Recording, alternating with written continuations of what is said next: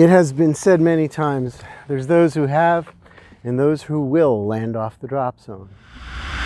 The ability to choose a good field, the ability to fly a nice pattern into that field and set yourself down safely and softly, maybe not standing up, but safe where you can walk away afterwards, that's a complicated story.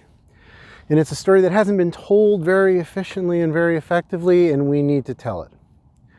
So I've been working on this body of information, well, it turns out my whole life, didn't realize it, but putting together the information that's going to help you evaluate what's beneath you when you didn't plan on being there, over that baseball field, over that backyard, over that farm field, over that unknown DZ. Beware of changing that plan too low, though.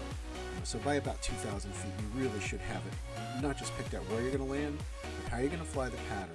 And if it's super tight, you certainly want to make sure that you're almost kicking the trees on the near side of the field so you don't overshoot to the other side. As a skydiver, you're going to be in these situations where you're landing off the drop zone. You don't want to be a Pollyanna ivory tower skydiver that, yeah, every time you jump, I land in the drop zone, I always land on the target, I always land on my feet. Well, what if you don't? Are you ready for that? So that's what this video is about. DZ unknown. Let's go to the classroom and talk about some details. When I'm facing into the wind, my glide is limited. I'm flying steeper relative to the earth. So that means that I'm fighting the wind, you can think of it that way, and any reduction in airspeed is going to hurt me. Any steepening of glide, and substantially steepening of glide may hurt me as well.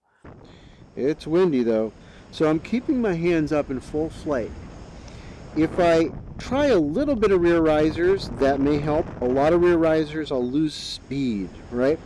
So what I need to think about right now is kind of keeping my my knees up, staying real small, making sure that I don't lose any forward speed.